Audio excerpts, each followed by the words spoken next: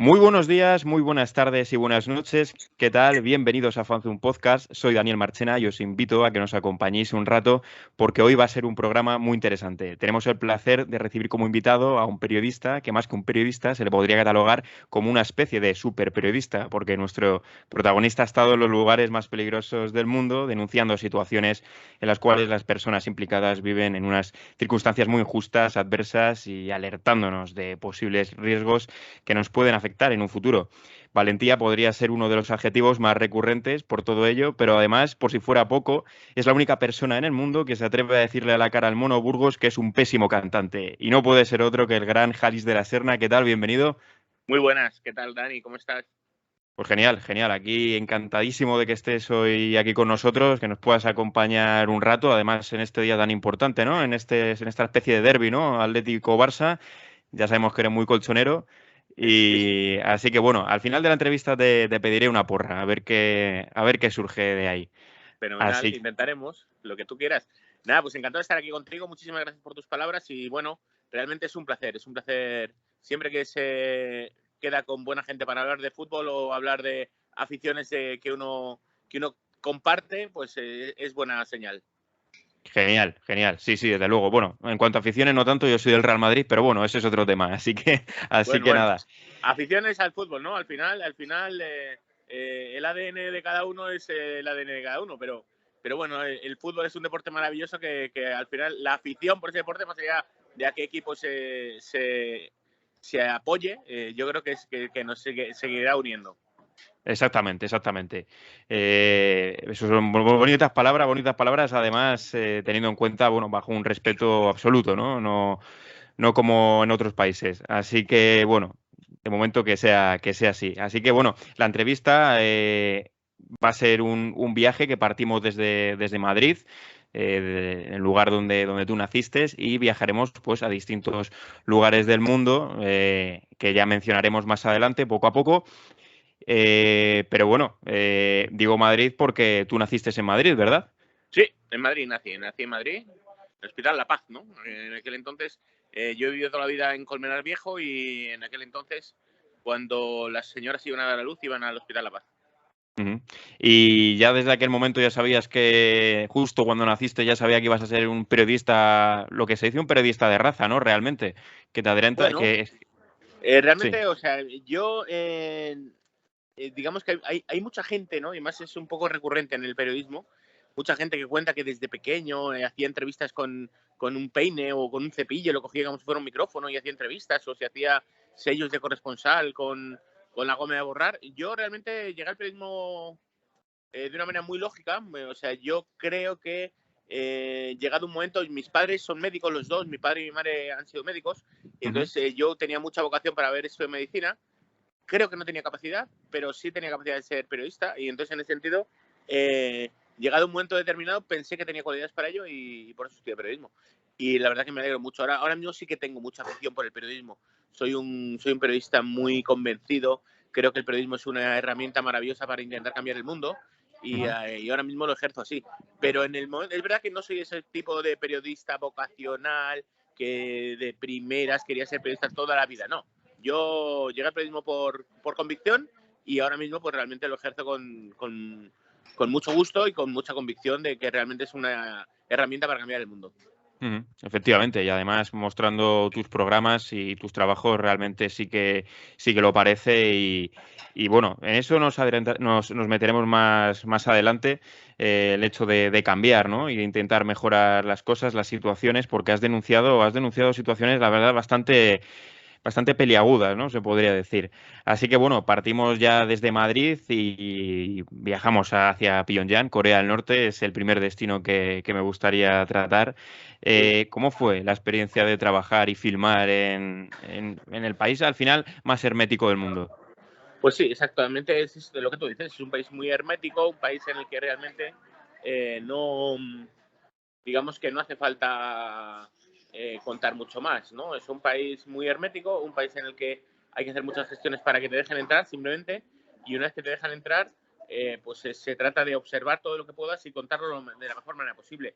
Fue una experiencia única, realmente, o sea, en ningún caso pasamos peligro ni tuvimos ninguna situación de riesgo, porque digamos que más allá de, digamos, a nivel diplomático o a nivel supranacional, seguramente puede ser un país en el que, bueno, pues en el que realmente haya restricciones o es un país en el cual la Comisión de Derechos Humanos de Naciones Unidas ha denunciado que se producen violaciones de derechos humanos, pero nosotros en ese caso pues fuimos y hicimos un reportaje, no nos dejaban salir solos del hotel, o sea, hasta ese punto digamos que hubo ciertas restricciones, pero en ningún momento pasamos situaciones de peligro. Fue una experiencia enriquecedora realmente, ir a un país tan hermético, un país en el que, pues tan peculiar, un país en el que tienes restricciones de movimientos, pero realmente nos dejaron hasta cierto punto hacer nuestro trabajo. ¿Qué sensación te dio el hecho de pasear por esas calles y encontrarte con un sistema completamente opuesto al nuestro? Pues es una sensación extraña realmente, pero como la puedes tener, por ejemplo, en el Congo, ¿no? Porque ves que hay situaciones de peligro al doblar una esquina. O sea, realmente es una sensación extraña porque sabes lo que hay, porque te lo han contado y porque sabes lo que estás viviendo. Pero realmente no, digamos que tampoco es que te sientas amenazado constantemente, ¿sabes? O sea, es una situación en la cual sabes que estás en un país que tiene una determinada manera de gestión política y tienes que aceptar que vas a ir y tienes que aceptar que estás ahí. No puedes pretender cambiarlo desde, digamos, desde la opinión, ¿no? Es decir, yo opino que esto está fatal. Bueno, pues yo opino que esto está fatal, pero bueno, es su forma de vivir y si vas a hacer un reportaje es porque lo quieres contar, no porque quieras, digamos, ir a meterte con la gente. ¿Cómo fue el trato con Alejandro Cao de Venós? ¿Fue Pues un trato cordial? en el momento fue cordial. O sea, realmente Alejandro, ¿me puedo poner de fondo? Genial. Espera, perdona, que soy Sí, sí, no, no, en sin un ningún sitio que problema, estaba y sin digo, ningún porque está en problema. la calle, hay un poco de ruido, entonces mejor me pongo aquí al fondo. Pues mira, Alejandro, o sea, en principio y durante todo el reportaje, el trato fue cordial. Fue un trato cordial porque Alejandro es una persona que tiene mucha capacidad de contestar a todas las preguntas. O sea, realmente no discutimos, o si discutimos fue de manera razonable, porque él, digamos que no esquiva ninguna pregunta, él responde a todas. Y entonces en ese sentido fue un trato cordial. Luego, pues sí, una vez que cuando nosotros terminamos de grabar en Corea del Norte, nos fuimos a Corea del Sur y él no lo sabía, ¿no? En ese sentido, él se sintió Traicionado, ¿no? seguramente traicionado o molesto porque hiciéramos así la gestión.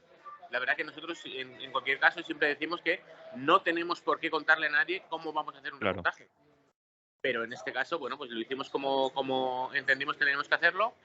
Creemos que quedó un buen reportaje, creemos que contamos la verdad por encima de todo. Espera, ¿se ve todavía? Sí. Perfecto, perfecto, sí, Sí, sí, sí. sí.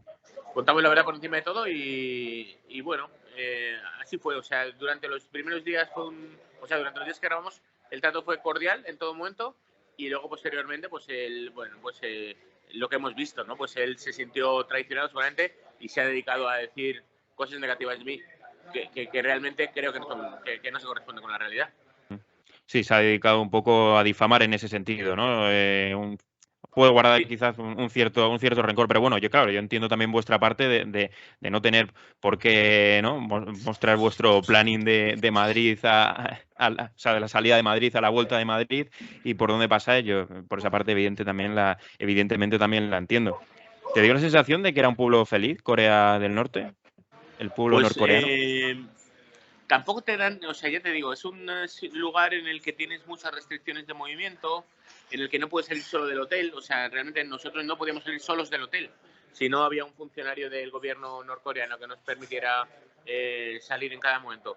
Entonces tampoco tienes más capacidad de contactar o de hablar con el pueblo que la que te dejan las excursiones que haces con el personal del régimen norcoreano. Entonces, digamos que tampoco puedes llegar a testar, ¿es un pueblo feliz? No me dio la sensación de que fuera gente que está, digamos, en una situación de tortura constante, pero tampoco puedo decir hasta qué punto la gente se siente libre y feliz, porque tampoco tuvimos esa capacidad de convivir con la gente. Claro, exactamente. Eso es una de las principales, bueno, de las principales circunstancias, ¿no? Con la que no puedes trabajar libremente, es que no puedes hablar directamente, ¿no? Con un ciudadano norcoreano, a no ser que te lo autoricen a dedo prácticamente, ¿no? Porque será como una especie de actuación. Sí, sí, sí, no sé si una actuación o sí, no, pero sí que realmente, o sea, nosotros no podíamos salir solos del hotel, ni muchísimo menos con las cámaras, y tampoco podíamos entrar en una conversación con nadie sin que nos autorizara las personas que venían con nosotros, que trabajaban para el régimen norcoreano. Ujú. Una curiosidad que tengo al respecto. ¿Pudiste ver en Corea del Norte alguna persona con deficiencia física o psíquica durante esos días? Pues mira, ahora mismo no recuerdo. También hay que pensar que fue hace 6 o 7 años el viaje a Corea, ¿eh? Ujú. Y realmente, pero ahora mismo te diría que no, pero tampoco digamos que tengo la capacidad de recordar plenamente el viaje ahora mismo en digamos, todos los minutos del viaje. Seguramente no, y te digo, me acuerdo perfectamente que estuvimos con una persona con deficiencia física o psíquica en este sentido. Pues no lo recuerdo. Realmente creo que Ujú. no, pero ya te digo que fue hace 6 años el viaje y no te puedo decir exactamente, digamos. Ujú. Sí, sí, Fue hace sí. 7 años. ¿Importarías algo de Corea del Norte a España? ¿Algún aspecto social, económico, político? ¿Importarías algo?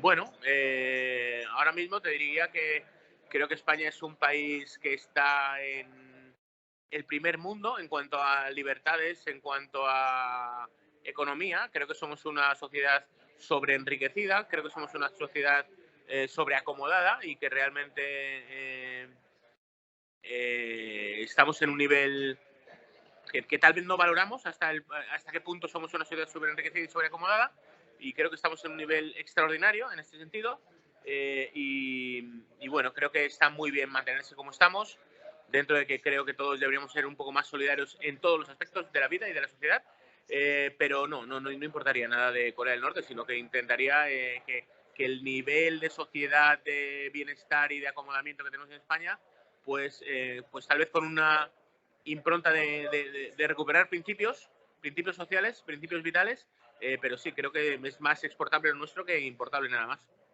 Realmente ni la comida, ¿no? La comida puede tender incluso a lo paupérrimo. No. O sea, nosotros comimos bien, ¿eh? O sea, de verdad. ¿Mm? En ese sentido, nosotros comimos muy bien. Comimos varios tipos de platos típicos de la comida coreana, el kimchi, que es una especie de col fermentada que realmente de primeras puede parecer un plato complicado, es un plato riquísimo y de verdad, o sea, en ese sentido comimos, o sea, nos trataron muy bien y en todo momento comimos bien.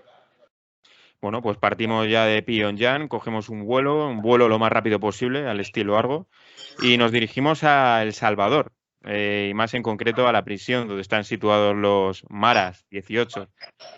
Una vez que atraviesas esa puerta, ¿qué sensación te dio y vistes el panorama? Bueno, realmente te das cuenta de que, pues un poquito lo que estábamos diciendo, ¿no? O sea, nosotros vivimos en un país en el cual somos una sociedad súper acomodada y te das cuenta que hay países en los que realmente hay personas que tienen desprecio por la vida ajena, ¿no? O sea, es muy duro, es muy complicado. Realmente nosotros salimos un día a la calle a hacer el trabajo que hacían un cuerpo digamos, de funcionarios que se dedicaba a recoger cadáveres por la calle y recogimos 8 cadáveres muertos por muerte violenta en un día en las calles de Ciudad de San Salvador. Entonces realmente es muy complicado. Te das cuenta que la inseguridad es absoluta y que el desprecio por la vida es total. Es Mm. muy duro, es el sitio más complicado en el que he estado en mi vida. En el más complicado, ¿no? Sí, Vale, sí por lo vale, que te sí, digo, porque realmente ves que la vida no vale nada. Y cuando la vida no vale nada y la vida no, y aquí tenemos pues esta percepción de que la vida lo es todo, ¿no? sí. Y de repente vas a un sitio en el que la vida no vale absolutamente nada, es decir, te la quitan porque sí, porque hay alguien que plantea un reto que es si tú quieres formar parte de una pandilla tienes que matar a un tío y Ujú. ves que hay gente que lo hace, es una barbaridad, es una animalada. Totalmente, totalmente. Esperemos un poco que ese gen, ¿no? No se extienda aquí a España. Precisamente es una de las preguntas que haces en el Esperemos. reportaje. Si realmente piensa uno de los líderes, ¿no?, de los Mara 18, si esta tendencia se puede extender a España, y precisamente te dijo que sí, en caso afirmativo. Así que bueno, esperemos que no llegue más en ese sentido. ¿Tú realmente lo Afortunadamente, piensas? yo creo que en España tenemos unos cuerpos y fuerzas de seguridad del Estado que trabajan de manera muy diligente y en cualquier caso trabajarían para evitar este tipo de conductas. Ujú. ¿Llegaste a temer por tu integridad física allí en la cárcel de los Mara 18? No, realmente no, pero porque te das cuenta de que al final te respetan. Es decir, si te dejan entrar es porque te dejan entrar. Al final tú no entras porque seas Superman. Tú si entras es porque alguien te ha dejado entrar. Te ha En dejado las entrar. cárceles, ¿no? Entonces Ujú. al final a ti no te van a respetar, pero entre ellos sí se miden y entre ellos sí se respetan. Y cuando hay una persona que te ha dejado entrar, pues al final sabes que te van a respetar. Sabes que en ese sentido van a tener el respeto mínimo para dejarte hacer un trabajo. ¿Qué sensación te dio esa entrevista precisamente con el líder, ¿no? Es que has podido entrevistar al líder de los Mara 18 ahí en la cárcel. ¿Qué sensación te dio esa persona? Bueno, pues en el momento realmente te da la sensación de que estás entrevistando a una persona que para ellos es muy importante, pero para ti, pues no deja de ser una persona sobre la que tienes prejuicios, indudablemente, Ujú. y no deja de ser una persona, en ese sentido, pues casi una persona tóxica, ¿no? Digamos que por un lado estás agradecido porque te permite entrevistarle y por otro lado, pues dices tú, bueno, ¿y esta persona por qué le dan tanta importancia? Si ves que es una persona normal, que tampoco es que sea una persona que tenga unas cualidades especiales, más allá de que ha tenido la capacidad de imponer su personalidad sobre un grupo de chavales pues que al final le siguen por practicar un modo de violencia. Claro, el poder de convicción, ¿no? Al final, ¿crees que el poder de convicción en estos países es más importante que incluso la personalidad de cada uno, ¿no? Que ciertas personalidades pueden primar de una forma absoluta sobre tu propia personalidad. ¿Crees que en estos países, los que has visitado sobre todo, incluye también Corea del Norte, ¿no?, porque es un pueblo sometido al final, ¿crees que es más propicio allí que aquí? Entiendo que es bueno, sí, tal vez la educación, el entorno, las circunstancias influyen mucho a la hora de que pueda ser sometido una persona como individuo y formar parte de un colectivo, ¿no? Al final, eh, posiblemente la masa no es despreciable, pero si es una masa sometida y es una masa subordinada, seguramente pues es una masa que tiene pendiente una revolución. ¿Tiene pendiente una revolución? ¿Hablas de Corea del Norte o de otros No, países? en cualquier caso, En no, de cualquier todos caso. los casos, ¿no? Hablo un poco de todos los sitios en los que realmente haya mentes subordinadas. Ujú.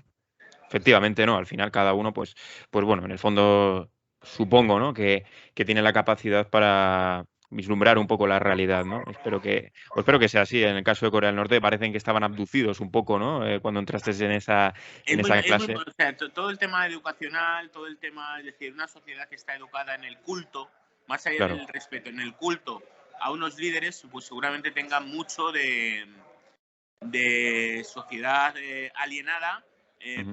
pues eso, hacia el respeto absoluto y hacia pues eso, la devoción a esas personas. Hay que pensar que directamente son personas que les educan en eso, no es que sean, digamos, es que no, es que son tontitos y no es en absoluto, no, son unas personas tan capaces como cualquiera de nosotros Sí, a los que les han educado en la devoción a unos líderes. Entonces, bueno, pues hay claro. que entender que es muy difícil romper con eso. Ujú. ¿Crees que puede haber un arrepentimiento de esos pandilleros o una posible reinserción en esas condiciones de la cárcel que pudiste visitar en El Salvador? Creo que debería ser así. Lo que pasa que también hablábamos ahora de la educación, digamos, orientada hacia la mitificación de los líderes de Corea. En este caso, digamos que es gente educada en la falta de respeto a la vida. O sea, en este caso no es gente que tenga la misma noción o concepción de nosotros sobre lo importante que puede llegar a ser quitar una vida. Es gente que realmente, ya te digo, que sea, yo he visto cómo, más que verlo, me han contado que pues un chavalito joven, para ser un poquito respetado entre su grupo de amigos, pues le dicen que mate a un tío. Y hay gente que lo hace. O sea, es una animalada de ese porte. Pero para cometer esos crímenes debe haber un sistema, ¿no? Que ampare esos actos. Bueno, realmente hay una legislación y hay una política fallida, en este caso, o que hasta ahora ha sido fallida, en el sentido de intentar corregir o intentar contener estos actos de violencia, estos actos de delincuencia.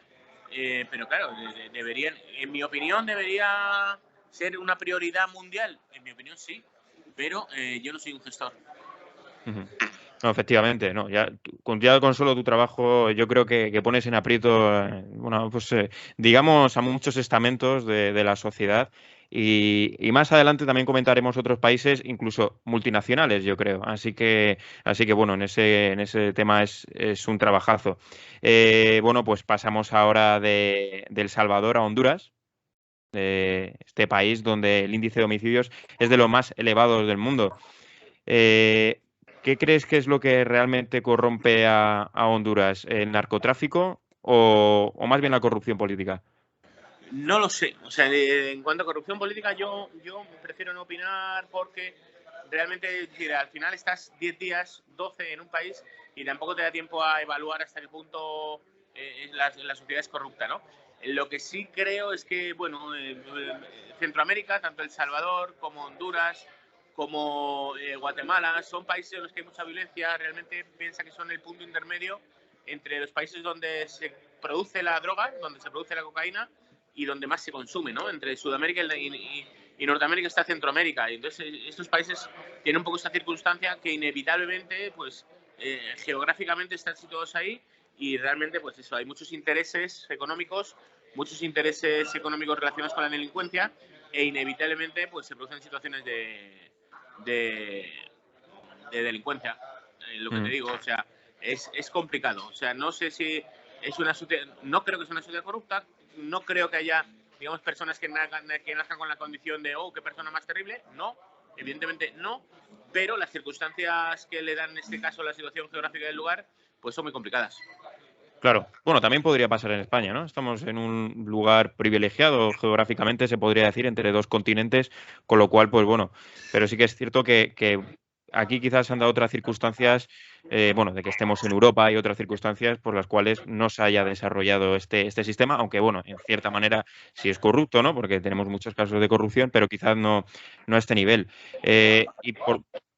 Es que, claro, es lo que te quería, es lo que te quería preguntar. ¿Cómo es la sensación, ¿no? De ir, pues, por una autopista o una autovía, en este caso por Honduras, y ver cómo hay un levantamiento de un cadáver o varios cadáveres en la cuneta y que tienes la certeza, ¿no? De cuál ha sido del desenlace y por qué. Bueno, pues en este caso, o sea, es una situación complicada. O sea, que realmente te das cuenta de que las personas aquí pensamos que la vida o valoramos la vida como algo supremo, como algo magnífico, como algo, digamos que es eh, lo más difícil de molestar o lo más difícil de tocar es la vida de nadie.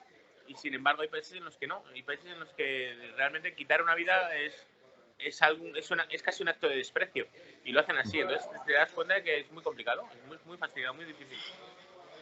La experiencia del único hospital público donde acudían todos los heridos de bala, ¿no? Y bueno, heridos en general. Esa especie de sala minúscula realmente para atender a una ciudad entera. ¿Cómo fue esa experiencia, esa sensación a la hora de entrar? Una experiencia complicada y por otro lado te das cuenta hasta qué punto vivir en un país como el nuestro, en el que hay, en Madrid, por ejemplo, hay 8 hospitales públicos o tal vez más, con un servicio de urgencias al que puede acudir cualquier persona que tenga un cólico, pues es una maravilla, ¿no? Entonces, bueno, es una experiencia complicada por decir, al final somos todos iguales, todos somos seres humanos y aquí, hasta qué punto no tienen desarrollado un sistema de salud pública que les permita recibir atenciones, cuando además es una sociedad en la que se producen actos de violencia mucho más frecuentes que aquí. Entonces, bueno, pues te das cuenta un poco de las desigualdades y llegas a la conclusión de que, bueno, tenemos mucho que trabajar como sociedad para llegar a esos niveles de solidaridad en los cuales todos tengamos las comodidades que tenemos aquí. Es decir, hay que intentar equiparar por arriba, no por abajo, ¿no? Ujú.